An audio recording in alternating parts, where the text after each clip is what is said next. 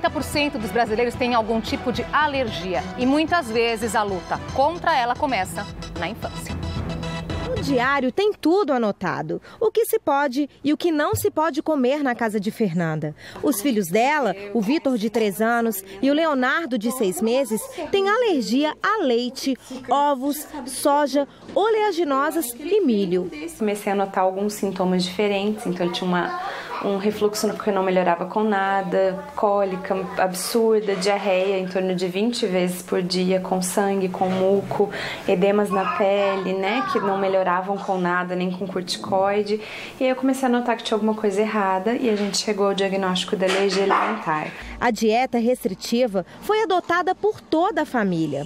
Fernanda diz que se os rótulos dos alimentos fossem mais descritivos, a ida ao supermercado seria mais fácil. Não dá para comprar os produtos industrializados assim muito facilmente, porque tudo eu preciso ligar no saque para ver se existe contaminação cruzada, para ver se no mesmo maquinário que é feito determinado alimento que não tem leite, é feito outro alimento que vá leite, e aí ficam os traços que a gente chama que são pequenas partículas do leite naquele alimento que a gente não pode consumir. Então começa aí já a mudança, então a produção toda é feita em casa, bolo, pão, tudo adaptado. As doenças alérgicas atingem 35% da população brasileira e as reações alimentares estão entre as principais causas de alergia. São várias opções para quem precisa de uma dieta específica. A indústria de alimentos especiais cresce cerca de 30% ao ano no país. Seu Jorge tem uma loja de alimentos naturais e restritivos. Ele explica que esses produtos já foram mais caros. Estou com 30 anos no mercado. Então, quando começamos, era uma dificuldade para encontrarmos produtos mais simples, inclusive. Hoje tem uma gama de produtos muito grande, de produtos naturais. O sem glúten, o sem lactose, é uma novidade. Então, é mais escasso. Mas a indústria já está se movendo, já está aparecendo mais produtos.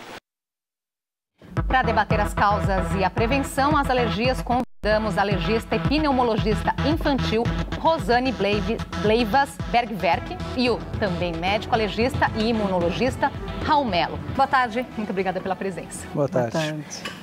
Por que é tão comum, né? Se a pessoa não é alérgica, conhece alguém próximo que tem alergia. Por que está cada vez mais recorrente? Doutora Rosane.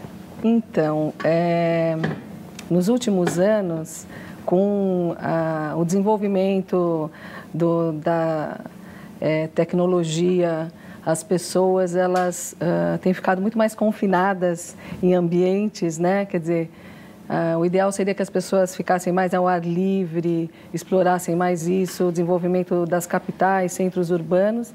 As pessoas acabam ficando mais em locais fechados e sendo expostas a ácaros, a fungos, a uma série de alérgenos que muitas vezes ela nem sabe e tendo sintomas, quando também é saudável você poder ter uma vida um pouco mais não tão urbana, né? E os hábitos alimentares nos últimos anos mudaram muito, a ingestão de corantes, a ingestão de alimentos industrializados em grande quantidade, então isso também favoreceu. Então, com o passar dos anos, a prevalência da alergia alimentar ela tem aumentado muito. Doutor Raul. Essa é uma pergunta, de certa forma, difícil de responder, porque não há um item só, como a doutora Rosana falou, né? Dá para lembrar bem, uns 20 anos atrás, que não se falava tanto em alergia alimentar, por exemplo. O final do século XX aí foi uma época de grande crescimento da frequência de alergia nas várias populações, e o Brasil tem números bastante altos, semelhante a de países como Inglaterra, como Estados Unidos, como Nova Zelândia.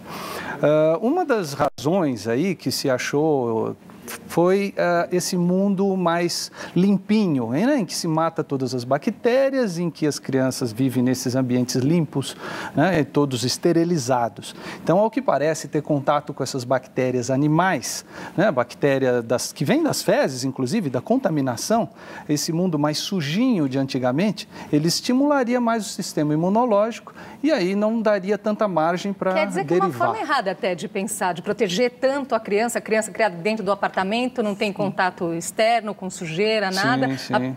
A pessoa, os pais acham que estão fazendo bem e, na verdade, não. A criança acaba mais suscetível, então, mais ou menos isso que acontece. Para a gente explicar de uma forma, eu sei que são muitas as alergias, não vai dar para falar de todas hoje ao longo do programa, mas para explicar de uma forma simples, o que é a alergia?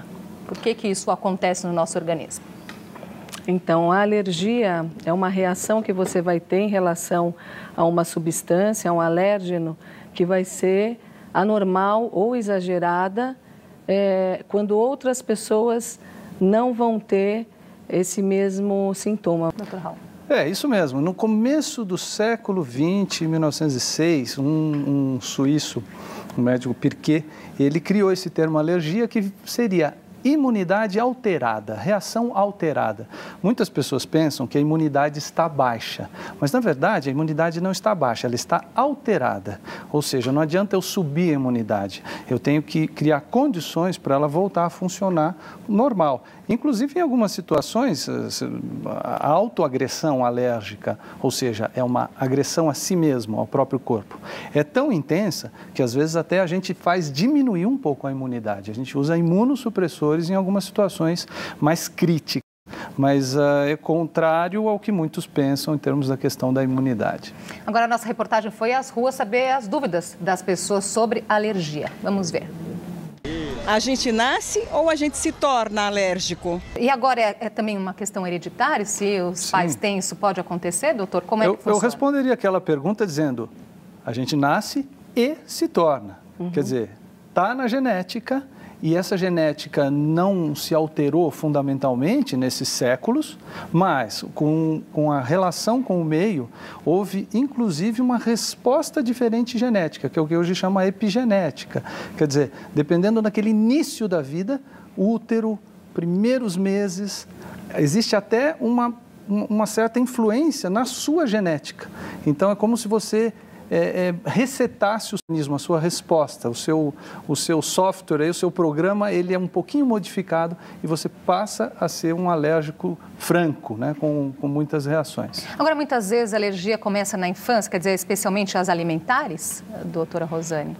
Por exemplo, alergia à proteína do leite de vaca. Normalmente acontece, uma mãe está amamentando o bebê, aí é o primeiro contato com o leite artificial, leite de vaca, pode acontecer, né? Então, no caso da alergia à proteína do leite, na infância. Mas existem outras alergias que você pode ter mais para frente, né? Não necessariamente. Agora, para falar nessa questão de amamentar, a Juliana pergunta se aleitamento materno exclusivo até 6 meses pode prevenir alergia alimentar. Sim, em princípio, são poucas coisas que a gente acha que realmente pode prevenir. Uma delas é evitar o cigarro, outra delas é amamentar, né? A amamentação, ela tem uma peculiaridade, aí, uma série de características e células vivas que a criança recebe, em anticorpos também, que isso não está num leite industrializado, né? No entanto, se essa amamentação ela se prolongar muito, também pode ser um problema, porque o nosso corpo ele precisa receber informações e novas proteínas e novos produtos. A gente tem que ter esse contato. Este contato vai causar uma tolerância. Prolongar muito significa o quê, doutor? Esse é um problema, porque não existe esse número, né? Alguns centros de pesquisa até acham que se prolongar a partir de 4, 5 meses, talvez não seja o mais interessante. Outros dizem que 6 meses seriam interessantes. Não há uma resposta definitiva. O fato é que a Sociedade Brasileira de Pediatria orienta a amamentação exclusiva até os 6 meses e depois continuar até pelo menos 2 anos. Essa é a orientação oficial. Do ponto de vista da alergia, existem estudos aí que ainda estão tentando responder essa pergunta. A Aline Passarim, de Jundiaí, ela pergunta como identificar a alergia à proteína do leite em bebê de 5 meses, que só mama no peito. Existem exames para identificar isso, o exame da pele, que é o teste alérgico, e talvez até nesse caso seria mais interessante fazer o exame de sangue, né, que é a pesquisa do anticorpo de alergia para a proteína do leite de vaca. né? Muitas pessoas falam de lactose, mas lactose é um açúcar, o que dá alergia é a proteína. Aliás, mais de uma proteína. Atualmente você pode pesquisar as várias proteínas do leite de vaca e até ter uma ideia se esse tipo de reação vai ser mais prolongado, mais intenso ou potencialmente mais grave, né? No caso que você citou aí da alergia em quem só amamenta o peito, então aí vai ter o quê? A ingestão pela mãe, a mãe ingeriu o leite, né? Algumas dessas proteínas passaram pelo leite do peito e foram para a criança. Então aí vai ter que ter uma retirada radical do leite de vaca ou derivados, ou qualquer derivado de leite de vaca que a mãe esteja tomando para que não continue o processo na criança. Também é importante lembrar que o leite de cabra é praticamente igual ao leite de vaca, não existe mais a orientação de leite de cabra na medicina. Então isso continua questão popular, mas nós não orientamos mais ingerir leite de cabra. Vamos colocar aqui um estudo na nossa conversa, que comer amendoim pode ser o único jeito de prevenir alergias contra amendoim. Parece estranho, mas esse foi o resultado de uma pesquisa feita no Reino Unido. O estudo foi feito por pesquisadores do King's College de Londres e sugere que o consumo controlado e moderado de amendoins dentro dos primeiros 11 meses de vida reduz em 80% as chances de ter alergia a esse alimento quando as crianças completam 5 anos. O grupo focou crianças já propensas a essa alergia por terem eczema ou intolerância à proteína do ovo. A conclusão da pesquisa contraria a maioria dos guias de saúde que sugere evitar a ingestão de amendoins como forma de prevenção de reações alérgicas. A alergia ao amendoim afeta hoje 1 em cada 50 crianças em idade escolar no Reino Unido. E o problema não costuma regredir na idade adulta. É curioso, né? Esse estudo, então, comer amendoim poderia evitar futuras alergias ao próprio amendoim, doutora Rosane? Então, essa, na verdade, não é a recomendação que a gente dá. A recomendação é o que foi falado, para evitar mesmo a ingestão de amendoim. Mas é, na verdade, como se você estivesse provocando o sistema imunológico a chegar numa questão de tolerância. Então, você vai ingerindo ao ponto de que você não vai ter a reação, porque meio que você está tendo contato com aquele elemento e, dessa forma, você vai evitar, porque você já vai ser um elemento conhecido, entende? Dr. Raul. Isso é o que você falou, tem tudo a ver. A Academia Americana de Alergia, alguns anos atrás, falou não pode comer ovo até os 2 anos de idade. E aí eles viram que aumentou muito a alergia ao ovo. Ou seja, aquilo que eu tinha falado daquele momento em que tem que entrar proteínas no corpo, para o corpo tolerar, conhecer, reconhecer e tolerar, né? Se a gente espera muito e deixa mais para frente, então pode aumentar a chance de alergia. É como se você estivesse provocando esse contato precoce, de tal forma que aí você vai ter uma resistência, entre aspas, a essa alergia no futuro. Agora, é possível dizer assim, numa criança, as mães ficam desesperadas. Em quanto tempo essa alergia pode passar? Bom, em relação ao leite... Se todas passam, como que é, assim, de uma forma geral? Doutor? Em relação à proteína do leite de vaca, até anos atrás, até 3 anos de idade se falava, hoje se coloca 5 anos, 5 anos e meio, e tem crianças que às vezes demoram muito mais. Então não tem assim uma idade estanque, mas pode demorar. A maioria vai melhorando nos primeiros anos de vida, mas pode acontecer essa idade mais tardia. Em geral, a alergia à proteína do ovo também vai melhorando com a idade. A alergia a amendoim, camarão, peixes, frutos do mar, geralmente não melhora. Isso não tem... A nossa impressão ao longo dessas últimas décadas, aí atendendo, é que está se estendendo cada vez mais esse tempo. Então, se antes a gente via praticamente todas as crianças com 3, 4 anos melhorarem de uma alergia ao leite, por exemplo, hoje não.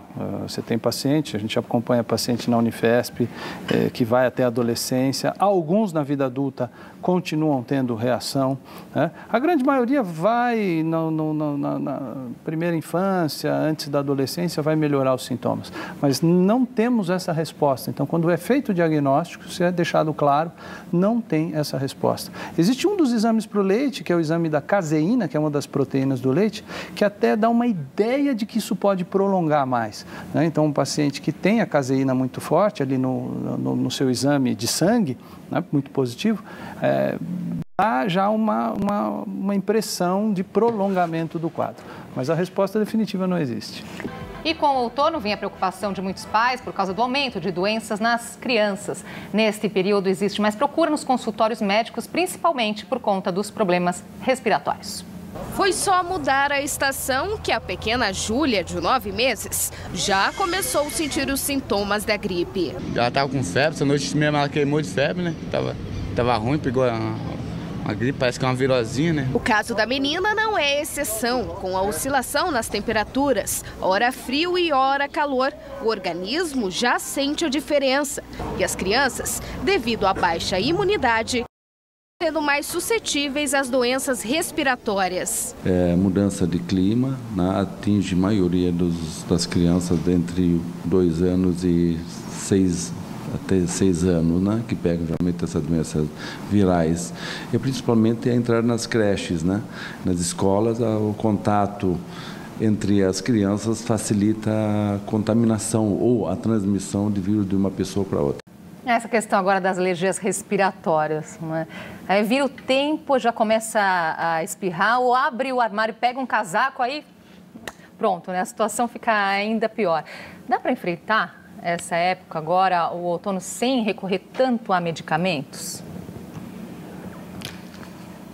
Então depende se você vê o medicamento como uma coisa ruim ou boa, né? Para algumas pessoas, usar medicação preventiva é usar pouquíssimo remédio. Então, você usa por 6 meses uma quantidade bem pequena de remédio diariamente. Isso não é usar muito remédio, apesar de se usar por vários meses. E algumas pessoas, se fizerem isso, alguns alérgicos, vão passar muito bem. Vai melhorar a qualidade de vida, vai procurar menos pronto-socorro e também vão usar muito menos remédios de alta dose. Então, a questão aqui, às vezes, não é usar ou não usar, é qual usar a partir do diagnóstico. A prevenção muitas vezes começa dentro de casa, não é verdade? O que fazer, então, para prevenir? Então, a primeira coisa é que o paciente ele tem que saber qual é a sua doença. Então, ele tem que saber se ele tem rinite, se ele tem asma, se ele tem conjuntivite alérgica. São doenças todas essas que se relacionam. Então, é importante o diagnóstico, é importante ir ao especialista para ter esse diagnóstico. Uma vez que fica determinado que aquele paciente ele é alérgico, vamos dizer, à poeira, ou ele é alérgico a epitélio de animais, para esse paciente, sim, você vai falar, vamos fazer uma orientação ambiental. Então, é muito importante colocar capa de colchão e travesseiro, como uma forma de proteção aos ácaros, né, na sua cama. Você vai tentar manter a casa desse paciente o máximo arejada possível, bem ventilada. Esse é um dos problemas do outono, né? Mais frio, mais umidade, isso facilita a proliferação dos ácaros. E você vai tentar fazer de tudo para que melhore, mas não adianta só a higiene ambiental. É importante a medicação, sem dúvida nenhuma. Isso é muito importante, isso que ele falou. Adesão ao tratamento, que é a coisa mais difícil. Que mais, dessas orientações, doutor? Então, que não são medicação, como ela já falou, reforçar a ideia dos ácaros, que muita gente não sabe o que é, são aparentes das aranhas, quase visíveis aos seres humanos. Então, na verdade, eles estão no limite da nossa capacidade de visão. Se colocar vários ácaros juntos lá, é capaz de você olhar até perceber um pontinho lá em cima do vidro. Mas, na verdade, eles moram nos tecidos da casa, no pó, mas principalmente nos tecidos. Esses tecidos, quando você mexe neles, levanta essas partículas dos ácaros, principalmente as fezes dos ácaros, que são leves. E elas ficam por um momento no ar e você respira. Nós respiramos milhares de partículas diariamente.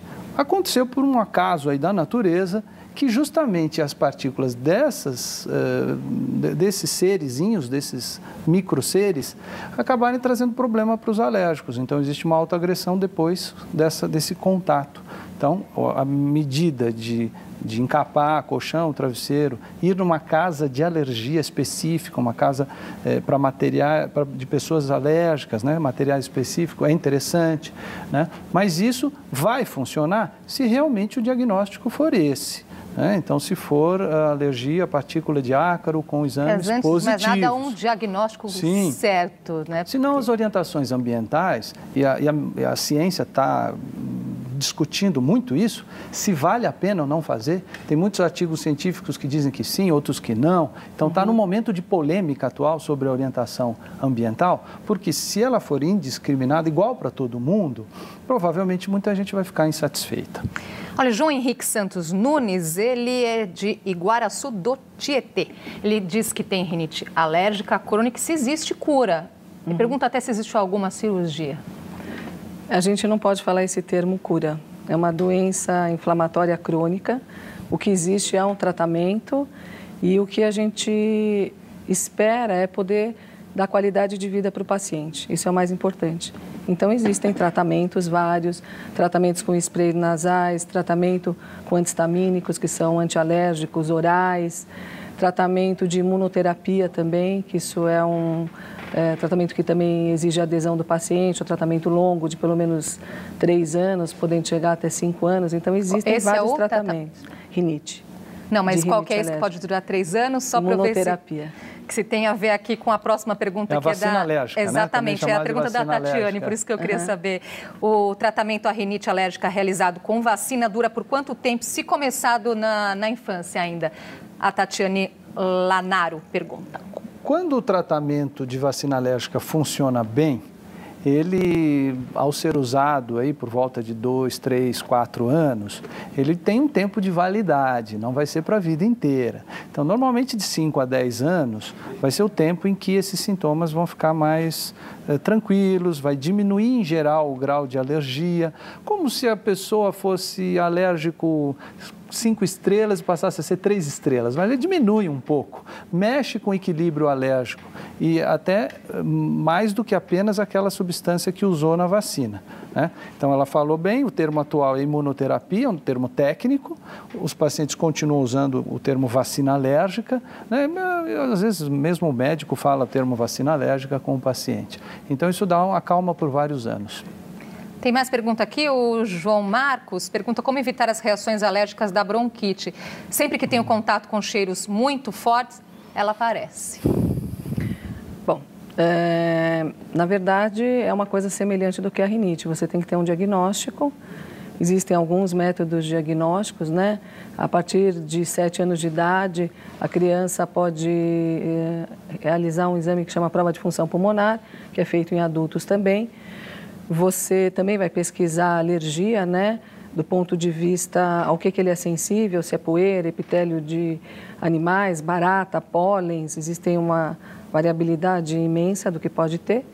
E a partir daí você vai estabelecer um diagnóstico. E aí você vai poder fazer um tratamento com vários medicamentos. E a parte ambiental é a mesma coisa. Se ele for alérgico a determinado elemento, você pode dar essa orientação ambiental, aquelas coisas que a gente falou.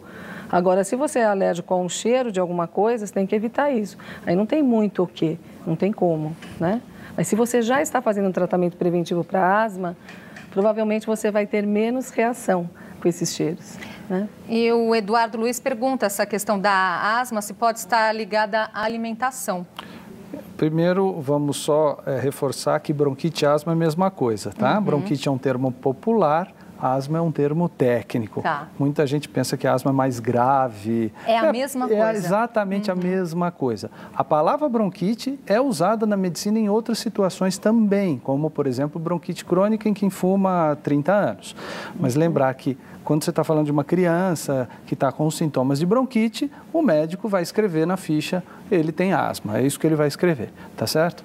A prevenção, ela é muito importante e para isso vai se reconhecer o que faz ter sintomas, né? Por exemplo, alimento não é comum dar sintomas em brônquio, nos brônquios, né? Dá o sintoma de bronquite, da asma, não é comum, mas existem alguns pacientes que têm realmente esse sintoma.